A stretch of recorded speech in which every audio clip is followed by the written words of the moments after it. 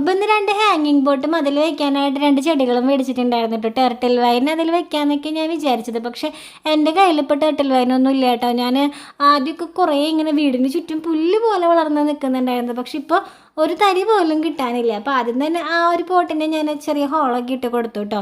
പിന്നെ അത് മിക്സുകളൊക്കെ റെഡിയാക്കിയിട്ട് ചകിരിച്ചോറും ചാണകപ്പൊടിയും എല്ലുപൊടിയും അതുപോലെ സാധാരണ മണ്ണും ഒക്കെ കൂടെ മിക്സ് ചെയ്തിട്ട് അതിന് മണ്ണൊക്കെ സെറ്റാക്കി വെച്ചിട്ട് ഈ വാങ്ങിയ ചെടി അതിലേക്ക് പറിച്ച് നടാണ് കേട്ടോ ചെയ്യുന്നത്.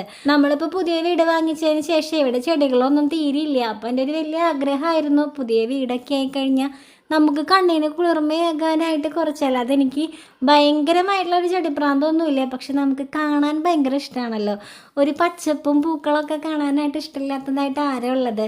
അപ്പോൾ ആ ഒരു ആഗ്രഹത്തിൻ്റെ പുറത്ത് കുറച്ച് ചെടികളൊക്കെ കളക്ട് ചെയ്ത് നമ്മളെ മുറ്റത്തൊക്കെ വെക്കാനൊക്കെ വിചാരിച്ചു കേട്ടോ. അപ്പോൾ എന്തായാലും ഇതിൽ ചെടിയൊക്കെ വെച്ച് കഴിഞ്ഞപ്പോഴേ കാണാൻ നല്ല ഭംഗിയുണ്ടായിരുന്നു കേട്ടോ. ടേർട്ടിൽ വൈനേക്കാളും നല്ല ഭംഗിയുണ്ട്. ഇതിൻ്റെ പേരൊന്നും എനിക്കറിയില്ല കേട്ടോ.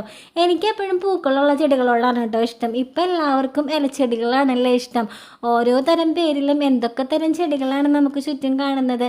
ചില ഇലച്ചെടികളൊക്കെ കാണുമ്പോൾ ഭയങ്കര ലുക്കായിരിക്കും കേട്ടോ. പക്ഷെ പൂക്കൾ കാണുന്നതിൻ്റെ സുഖം അതൊന്ന് വേറെ തന്നെയല്ലേ.